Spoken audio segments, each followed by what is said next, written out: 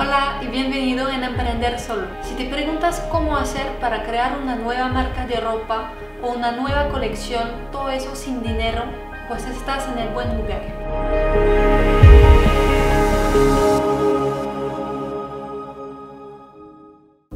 Cuando creamos una marca de ropa o de accesorios, pensamos muchas veces que hay que respetar cierto orden, ¿no?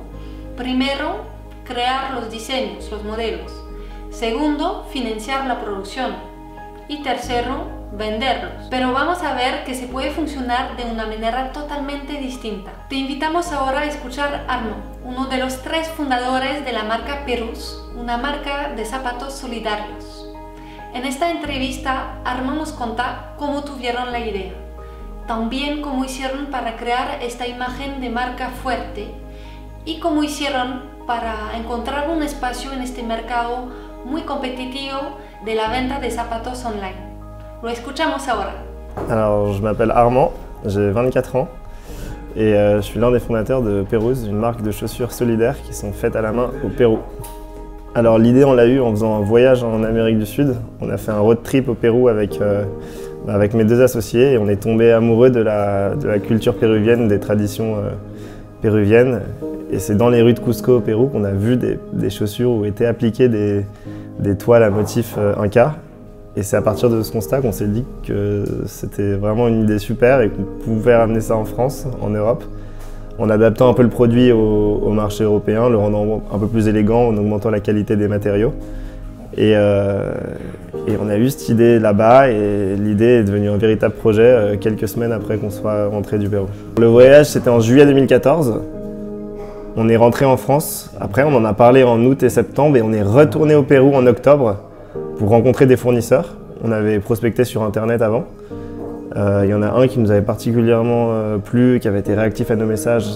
Donc on a repris des billets, on est reparti là-bas à 2 à l'époque. On l'a rencontré, on a établi des prototypes tout de suite avec lui. On est resté 2 semaines sur place, on a rencontré l'association aussi avec laquelle on travaille. Parce que tout de suite on a voulu redistribuer un peu de ce qu'on gagnait à notre pays de cœur. Et on a ramené ces prototypes donc, en octobre 2014. On a préparé une campagne de lancement.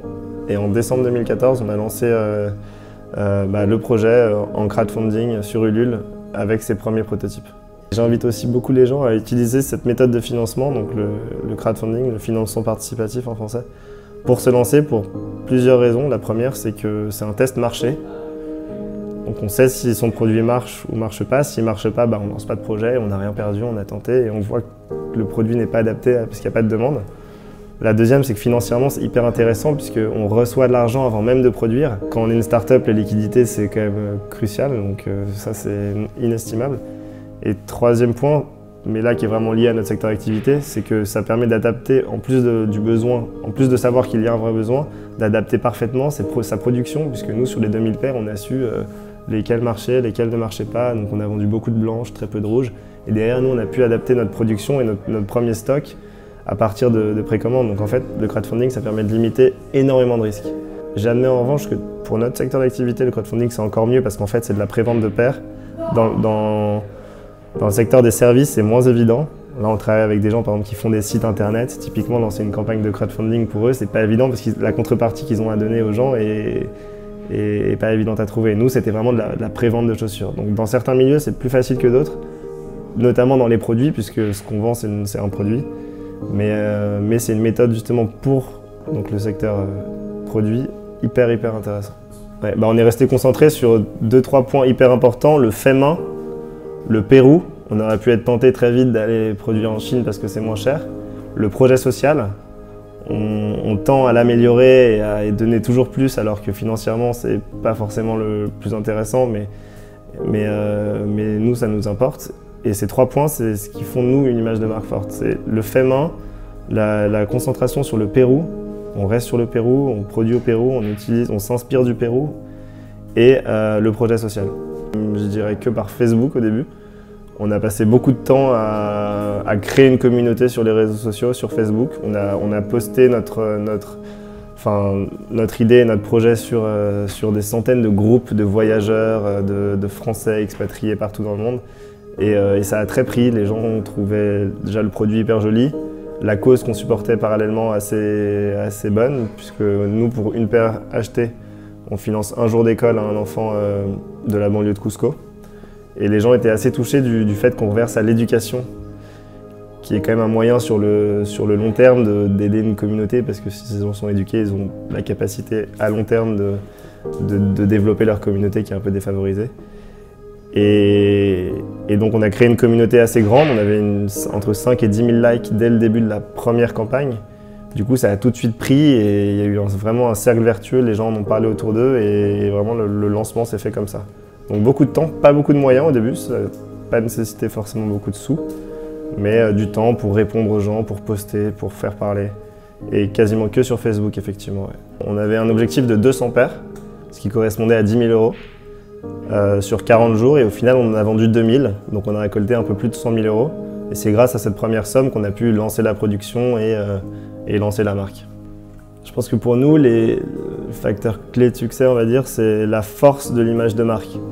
Beaucoup de gens nous demandent si on va sortir d'autres produits par exemple que les chaussures, parce que c'est une des premières questions que les gens nous posent et nous on leur dit non, on veut rester dans la chaussure pour avoir l'image de marque la plus forte, être connu pour ce qu'on fait et parce qu'on le fait bien, avant de se diversifier et d'être une marque multi-produit.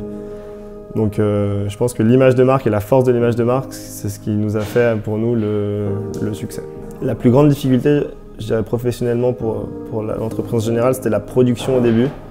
Il y a eu un engouement énorme sur notre projet, sur la campagne, on a vendu énormément de paires qu'on n'avait pas produites. Donc il y a eu un énorme enjeu à ce moment-là, puisqu'on avait reçu l'argent de milliers de personnes sur un produit qui n'existait pas encore.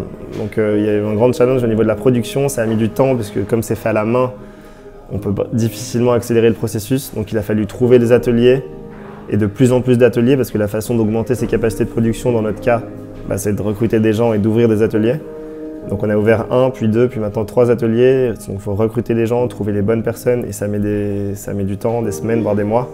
Et quand un client a commandé une paire et qu'il attend plusieurs mois avant de la recevoir au début, psychologiquement c'était très dur. Donc il n'a pas fallu lâcher, il fallait avancer malgré des retards qui ont été énormes au début. Maintenant on est calé donc ça va, mais notre plus grand souci au début c'était de la production. Il fallait trouver les bonnes personnes, la bonne qualité, les bons délais et c'était le plus dur. On se rend régulièrement au Pérou, les uns après les autres. C'était important au début que tout le monde connaisse tout le monde. Maintenant il est vrai que Henri, qui est mon associé, il va de plus en plus souvent.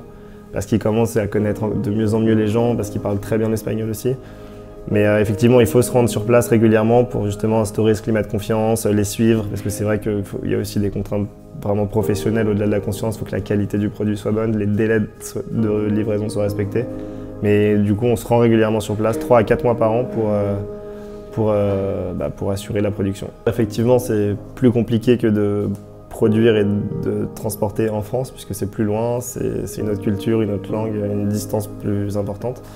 Mais bon, il fallait bien le faire. Nous, on le fait par avion. C'est plus cher que par bateau, mais on a des contraintes logistiques qui nous imposent de le faire par avion, parce qu'en avion, c'est 2-3 jours. En bateau, comme le Pérou est du côté Pacifique, ça mettrait entre 40 et 50 jours. Et même financièrement, immobiliser autant de stocks dans le transport, c'est pas possible à notre niveau de développement. On a aussi la chance que notre produit et les accords entre la France et le Pérou sont assez importants, les accords commerciaux, et notre produit est en libre-échange, donc il n'y a pas de taxe à l'importation. Donc ça, c'est un avantage énorme par rapport à d'autres pays. C'est sûr que c'est un frein, c'est toujours un frein. Il y a des gens qui n'achètent pas de chaussures sur Internet. Effectivement, la chaussure, c'est plus compliqué que le reste dans les habits, parce que les pieds des gens sont très très différents. La solution pour pallier ça, c'est d'ouvrir des boutiques. À notre niveau de développement, c'est encore un peu tôt, parce que ça coûte cher. Donc on essaie de se faire distribuer par d'autres magasins multimarques qui vendent des chaussures. Mais effectivement, l'achat e-commerce dans la chaussure est un frein parce qu'il y a des gens qui ne veulent pas. Enfin, on voit quand même que beaucoup de gens veulent, puisqu'on vend plutôt bien sur notre site, mais c'est un frein pour d'autres. Et la solution, ce serait d'ouvrir des boutiques, j'espère dans quelques mois, mais pas pour l'instant. Ce que je dis beaucoup autour de moi, et je pense que tous les gens avec qui on travaille, même ici, parce que c'est beaucoup de start-up, d'amis et de gens qui ont nos âges, c'est de prendre le risque à nos âges d'entreprendre, pour la simple raison que les risques sont très très faibles et que même si risque il y a, toute l'expérience qu'on peut apprendre est inestimable et à nos âges, on a si peu de responsabilités qu'il faut prendre tous les risques. Dans 20 ans, quand on aura une carrière derrière nous, peut-être une famille, les risques seront beaucoup plus forts. Donc moi, j'invite, quel que soit le domaine d'activité, quel que soit le risque, à le faire à nos âges, puisqu'il n'y a rien à perdre. Perdre quelques milliers d'euros parce que le projet n'a pas marché, ça ne vaudra jamais toute l'expérience qu'on a pu apprendre sur 1 ou 2 ans. Et on le voit bien, là, tous ceux qui essayent, même ceux qui n'y arrivent pas forcément, ils ont tellement pas pris que je connais personne qui a regretté d'entreprendre que le projet ait marché ou non. Donc moi j'invite notamment les jeunes, s'ils ont une idée, à la pousser jusqu'à bout pour apprendre un maximum. Espero que te haya gustado este video. Lo que podemos recordar de esta entrevista en 4 puntos. Primero, cuando creas una marca, sobre todo una marca de ropa, se tiene que crear una identidad muy fuerte para que también tus clientes comuniquen, transmiten esta identidad. 2. Si quieres fabricar y vender productos, el crowdfunding es una muy buena solución porque te permite de presentar tus primeros modelos y hacer preventas, lo que te permite reducir bastante los riesgos económicos. 3. Vemos que al final no es tan complicado o imposible emprender con un proyecto de dimensión internacional, entonces no te limitas. 4. La edad no es un límite. Cuando uno es joven, tiene menos responsabilidades financieras y entonces el riesgo financiero es menos, como es el caso de Arnaud. Bueno, espero que te haya gustado este video. Si es el caso, te invito a poner un me gusta abajo. Tampoco te olvides de seguirnos en esta cadena YouTube por acá. Y si quieres recibir de manera gratuita el guía Vencer tu temor de emprender, puedes poner un clic acá. Hasta muy pronto, chao, que te vaya bien.